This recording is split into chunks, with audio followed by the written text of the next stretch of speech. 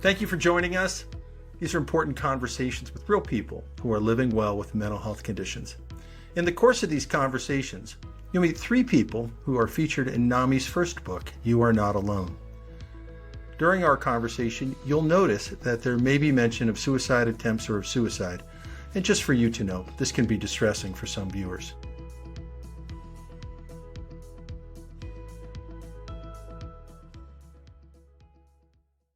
We're going to be having conversations about what it means to live well with a mental health condition, what recovery is, and how their work with providers has influenced their experience. First person I want to introduce is Kimberly Comer. Kimberly joins us from Florida today. Kimberly, how are you doing? I am doing well, thank you. Great. Tell me a little bit about your experience of recovery as you've come to think about it. Well, recovery started for me on August 27th of 2012. And initially, it looked like me being able to get up every single day, make my bed, do my daily living skills, and begin the process of starting to consider what it is I would like to have my future look like.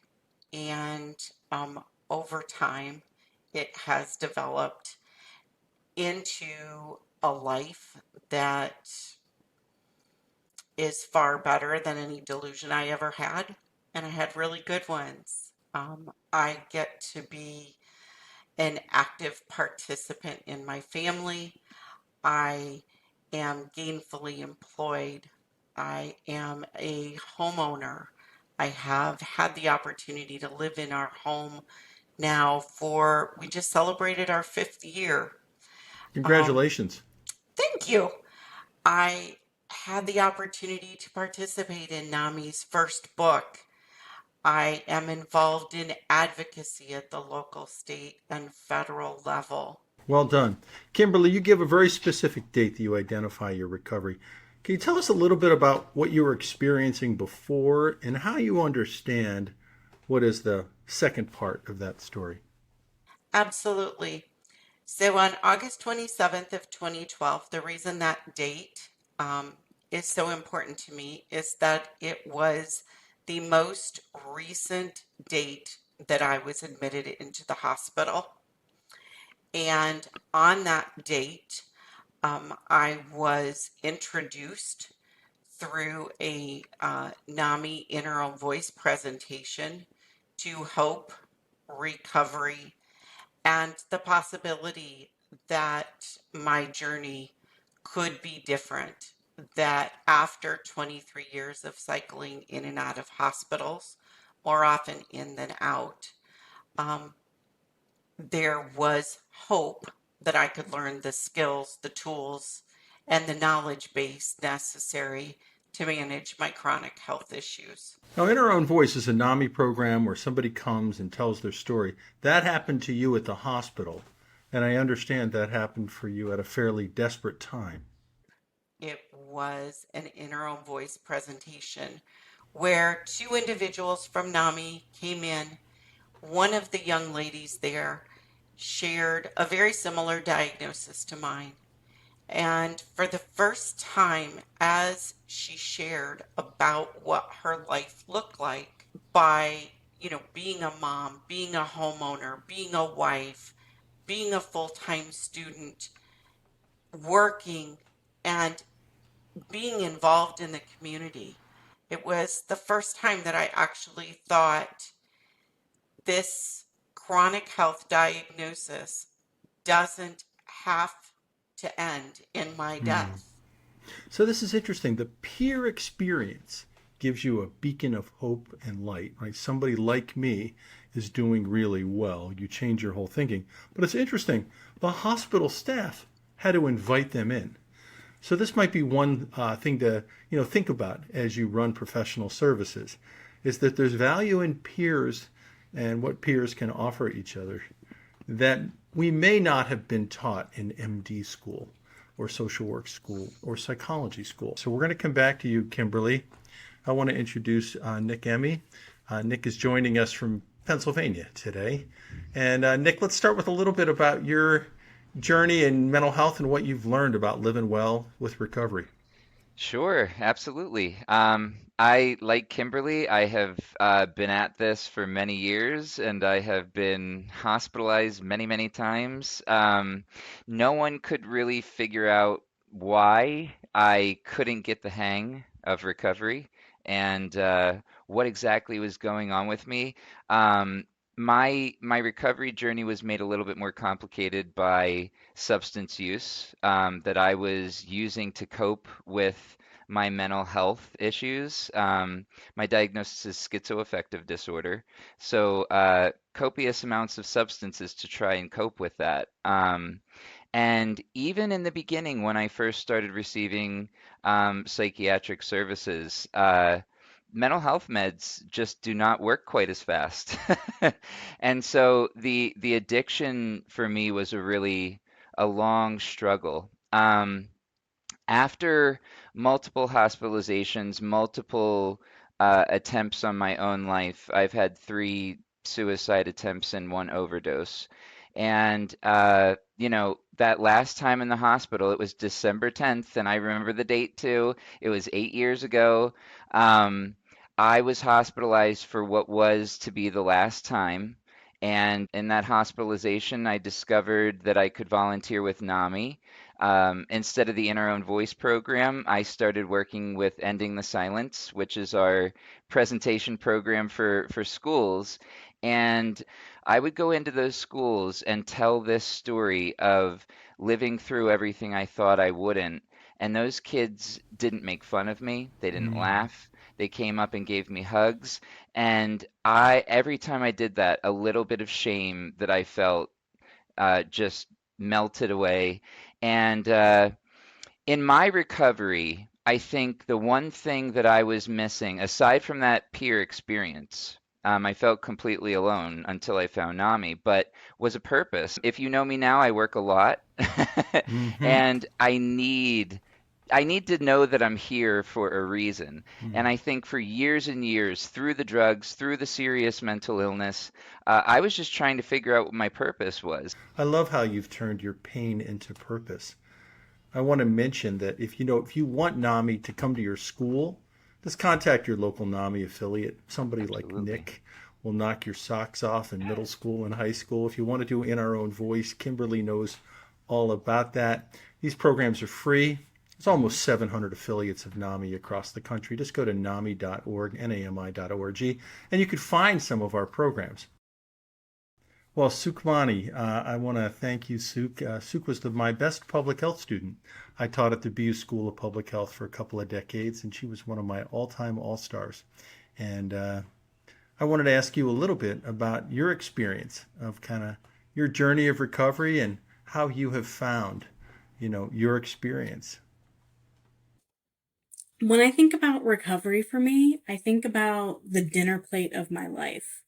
And for so long, all I was eating was bipolar disorder. Hmm. Every meal was bipolar disorder, and it was sickening because everything was focused around my illness and nothing was focused around my wellness. And as I've gone through recovery, as I've gone through therapy, the portion size has gotten smaller and smaller. And now sometimes bipolar disorder isn't the main course in my meal. Like sometimes it's my boyfriend, Lucas, and sometimes it's scrapbooking, and some days it's swimming. And there's variety and space and joy in my life now. And to me, that's recovery. And that was a really hard place to get to. I was diagnosed with bipolar disorder in college at 21 following the school shooting in Isla Vista. It set off my first manic episode. And I was all alone. I was in college, I was away from home. And I also, was the only brown person that I knew that had a mental health issue. And that was really scary for me. And I remember going to the library and searching so frantically for just another person of color that had gone through this, that had experienced a mental health issue, that I could maybe say, okay, well, they made it, I can make it too. Hmm. And that didn't exist 10 years ago when I was 21. And, so much of my recovery has been being that person and giving back.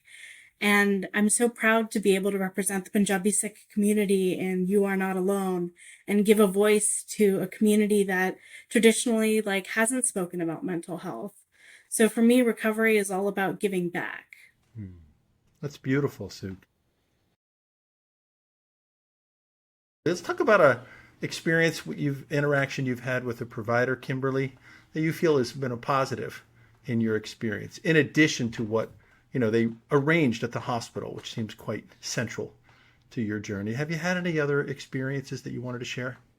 I have. So I have an amazing treatment team that I have had the privilege to develop for myself over the last, well, let's see, my general practitioner has been my doctor for 28 years now. Don't do the math. Continuity, though. It is definitely continuity.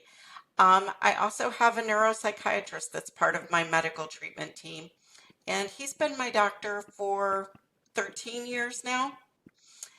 And, you know, one of the things that's really pretty amazing about both of them, in addition to the therapists that have been part of my journey, is really the transparency, the the ability to hear my concerns about what it is that I am looking for the medications to do as far as manage my symptoms, but not keep me so sedated that I cannot enjoy a quality of life. So it's It's it's a it's an interaction between you and your psychiatrist, your neuropsychiatrist in this case, trying to problem solve. it I is. want to be able to have a life, and symptom control would be one element of that, as I hear it. Is that right? It is very much. I shared with my doctors, my medications manage my symptoms, my skills manage my life. Hmm. So my meds do what I need them to do. Yes, they're good tools. They absolutely are essential for managing my symptoms, which then empowers me to live my healthiest quality of life. I just want to say, providers are doing a lot out there. They don't always get the love they deserve, but your team is really doing incredible work. And I feel, Kimberly, that you've also been an important teacher for them. I absolutely believe in transparency and trust them to support me and allow me to support them. Hmm. Um, By and transparency, you mean communication, I honest do communication? honest communication. So if I am experiencing an exacerbation of my symptoms directly resulting from an environmental stressor that I may be experiencing, Um, I am confident that I can share with them what's happening in my environment and what symptoms are elevating, and they are not going to quickly hospitalize me Hmm. There's enough trust without, there that they'll listen yes, to you without yes, acting. They'll yes, actually listen to you and reflect with you what would be the best next step. correct. So that's a very advanced level relationship, alliance, trust, communication. And I'm happy for you, and I'm delighted to hear about those providers. Those are the kind of providers we all need, right? The people who are willing to engage, learn, share, problem solve collaboratively. It's very compelling. One of the interesting things about my providers is that they all do speak together. So they do work on an integrated There's an healthcare actual system. team, Yes. which is harder and harder to find because the funding streams don't always support that. But you're here to testify that having an integrated team has made a tremendous difference for you personally, and I don't think you're alone in that. It has. Thank you. Tell me a little bit about your experiences with providers, Nick, that have been helpful. Sure. I have had great fortune in having many wonderful providers. I just didn't know that they were always wonderful at the time. I didn't know how to always use services. I didn't know how to engage with doctors. They scared me. So, once I ultimately found recovery and remembered an experience that I had in the hospital where the treatment team informed me kindly that I was not part of the treatment team and that I never would be. And I thought, you know, um, I think I am part of my treatment team. Hmm. NAMI has taught me that I am the expert on my own lived experience, Mm-hmm. and that lived experience is really valuable. And so, this treatment team that I have now, I have 8 years in recovery, self-harm free, suicide attempt free. And I think one of the main reasons for that is a lot like Kimberly was saying, I am an active member of my own treatment team and they respect me and they, listen to me and it's an ever evolving document, my treatment plan. And if, similar to Kimberly, I'm experiencing, interruptions in my life because of medication or treatment, they adjust things accordingly and they align with my goals. And Mm. that is really empowering. Back to an Um, alliance to support your goals. Absolutely. It's really empowering, and it makes me feel that I have some measure of control over my own recovery, which is important for me. Beautiful. Suk, you told me a caregiver was particularly important in your journey. Yeah, so before I was diagnosed with bipolar disorder, I was misdiagnosed with depression for 10 years.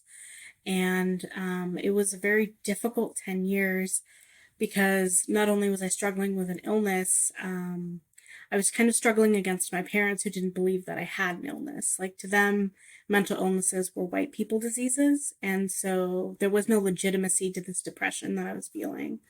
And it was after a suicide attempt that landed me in the hospital that I met this wonderful, wonderful psychiatrist who also happened to be Indian.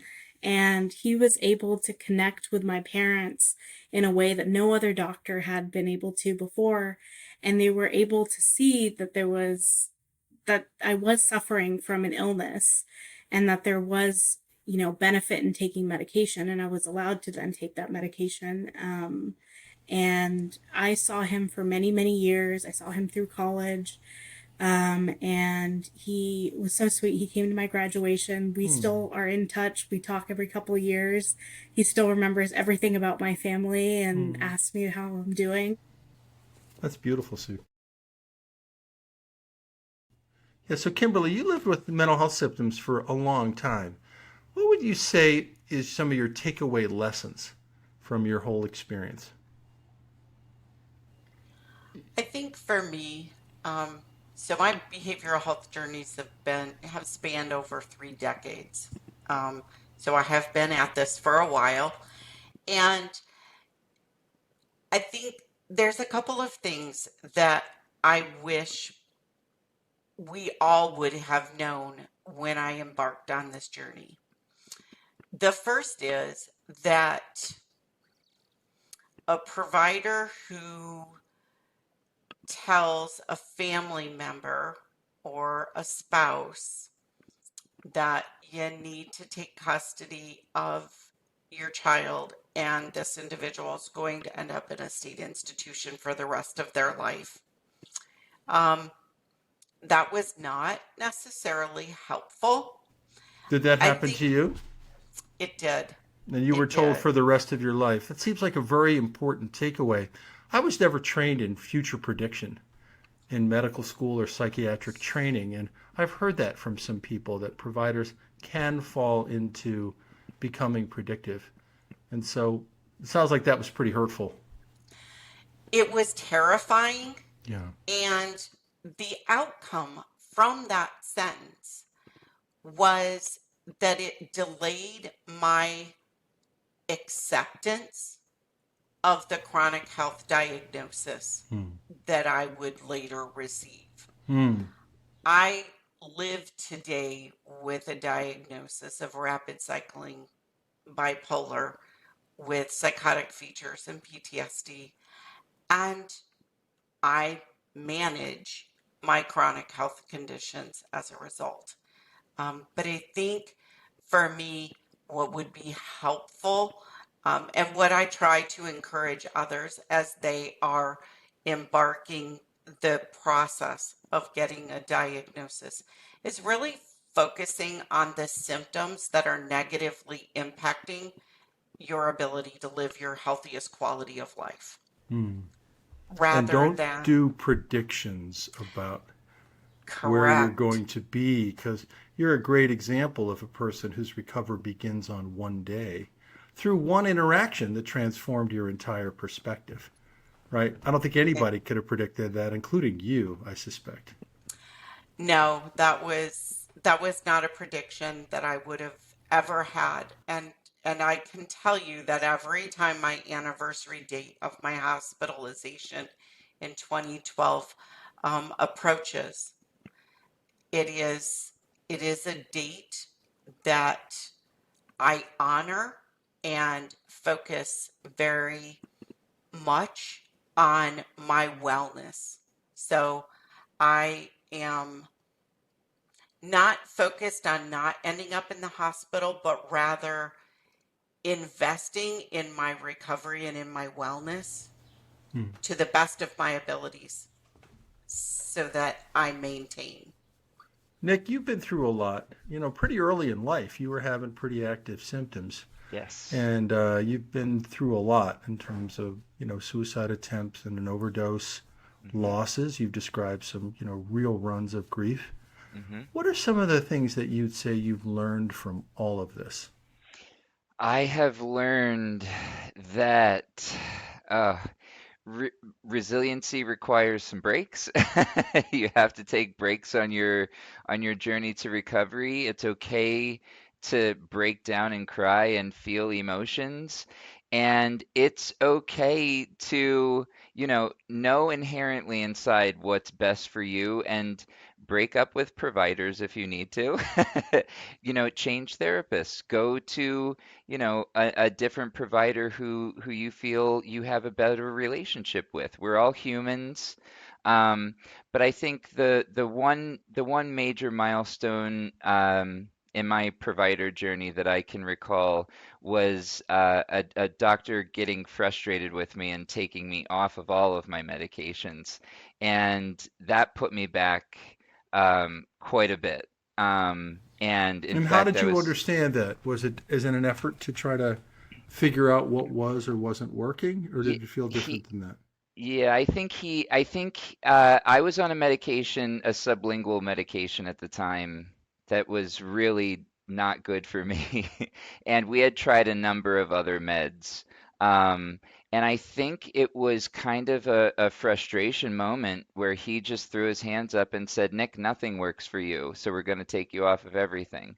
And that was scary. It was really scary. And I Hmm. thought, you know what? Maybe this is my moment to find out if I really have a mental illness. Hmm. And what And did you learn? sure enough, I did. Sure Sure enough. enough, I did. Sure enough. Kind of. And it took me, it was only about 2 days before I was in the hospital. I don't Hmm. sleep. Um, I don't, Hmm. I don't eat right. I can't interact normally interpersonally with other people, and it becomes very apparent Hmm. that I need treatment, of which medication is a part. But um, if I could stop that from happening to anybody else, I would love to do that. Hmm.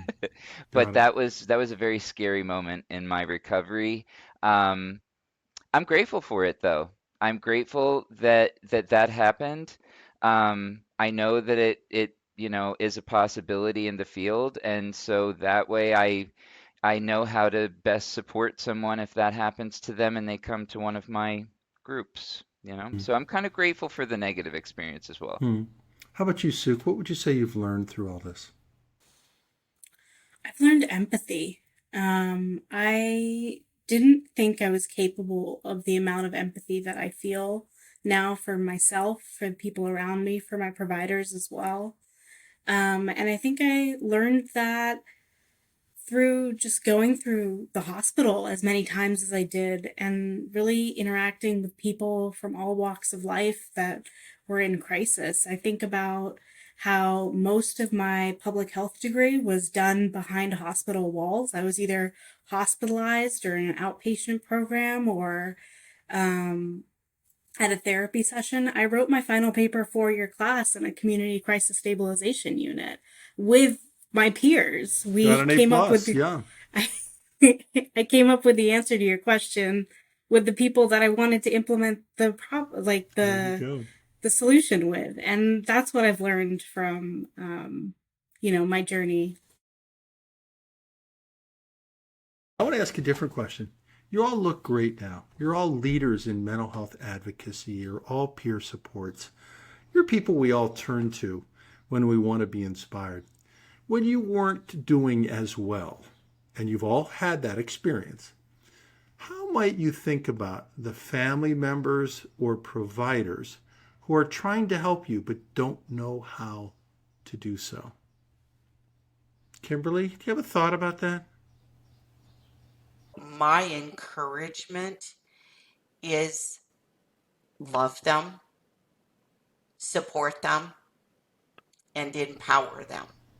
Hmm. Empower them to know that this is a chronic health condition, that they are going to benefit from having the skills and the tools to Hmm. manage.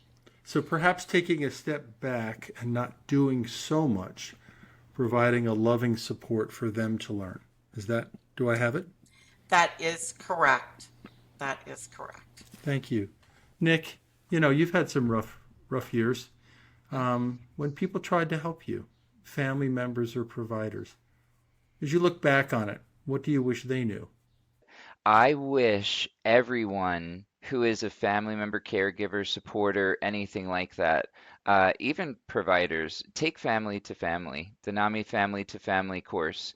Would you Um, describe that in a nutshell, Nick? What is family to family? Family to Family is an 8-week education program that gives family members, caregivers, and loved ones and significant others the overall view of mental illness and just enough information to tell you how the brain works, chemistry, medications, everything like that. But the most important part is it gives you a good understanding of what we go through as people living with mental health conditions with scenarios and role plays and things like that. A very good understanding of when we are not well, what we're capable of, and when we are well, what we're capable of, Hmm. and then how to advocate for us and support us all throughout. It's like a guidebook.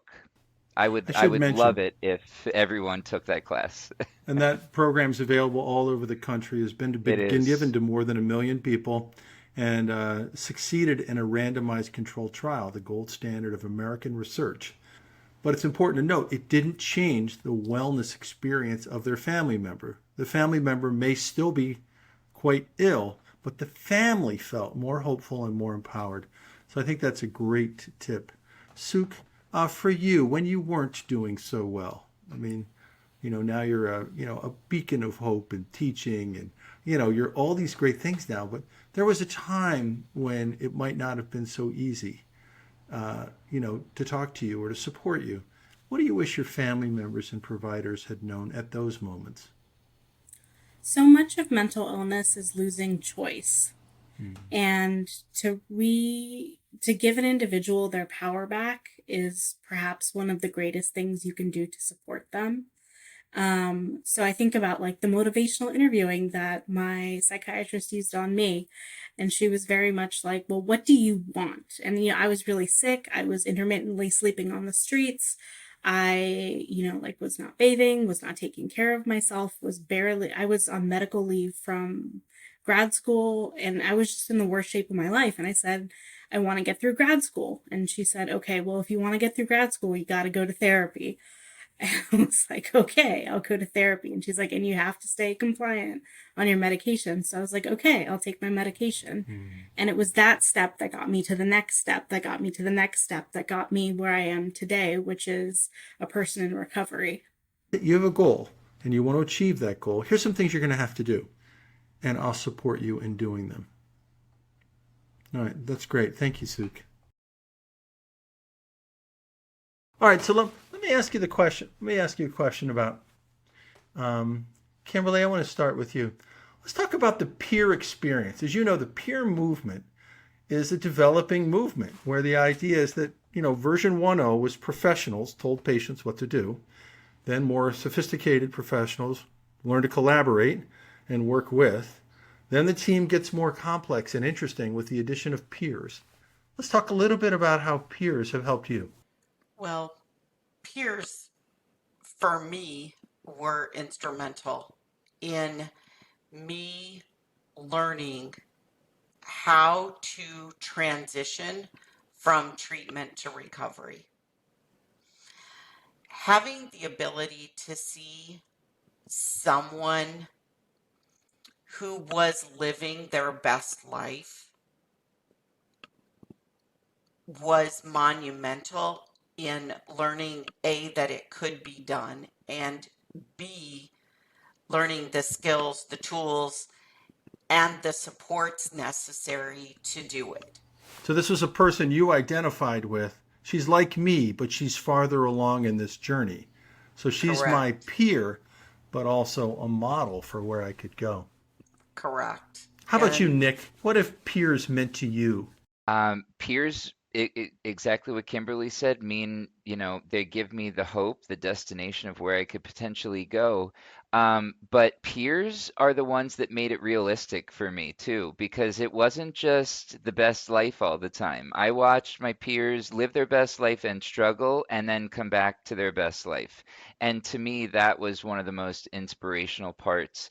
And seeing peers tell their stories before I did and watch how other folks respond to them and their bravery, and no one made fun of them. No one said, "Oh my goodness, you shouldn't be working a job. You shouldn't have responsibility. You have a mental illness." No one says things like that. I see when people interact with other peers a level of respect that I appreciated and I wanted for myself, and today we've kind of got that, and that's amazing. How about you, Suk? The role of peers in your experience. I mean, peers changed the game. I couldn't describe to you how profoundly lonely that I felt. And to know that there are other people that have gone through this and have become these beacons of hope, and that I could one day become that, was so powerful for me. And I'm so grateful that the peer movement is, blossoming in the way that it's doing so, especially with this book. Yeah, it's interesting. I wanted to say, I became a psychiatrist because my dad had very bad bipolar disorder and was a very loving person. In fact, he was like a dream parent. And my cousins would say, "How come you got the fun, loving, charismatic, playful one?"